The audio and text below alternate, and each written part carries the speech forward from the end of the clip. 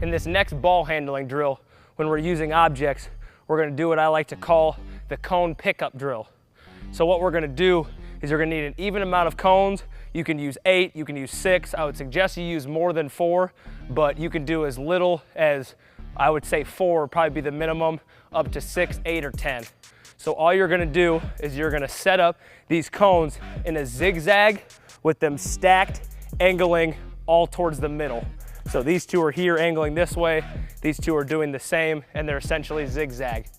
So what we're gonna do in this drill is we're gonna start at about half, we're going to attack, and we're gonna make some sort of a crossover. What's behind the back, between the legs, whatever it is.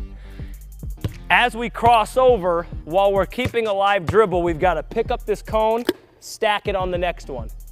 We're gonna come here, same thing, gotta scoop up the cone, stack it, get here, cross over, pick up, stack it. The purpose of doing this is twofold. Number one, it's good for our hand-eye coordination because we're no longer thinking about dribbling the basketball, we're thinking about stacking this cone on top of the other one.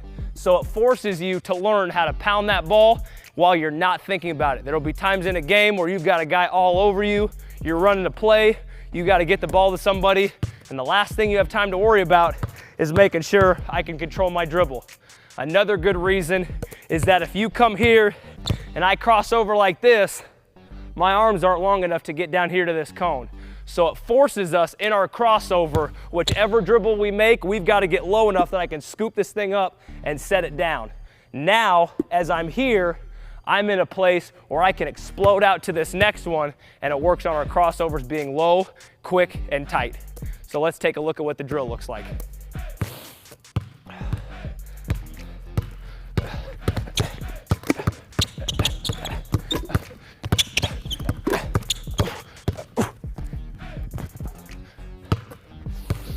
You can do this drill in a number of different ways. You can work on a jump shot, you can add more cones to make it more challenging, and you can stack as many of them as you want. In this drill, it's not necessarily important that we get the cones stacked on top. Obviously, it's ideal if you can, but the key focus is just getting low, not worrying about that handle, and keeping it live through the whole drill.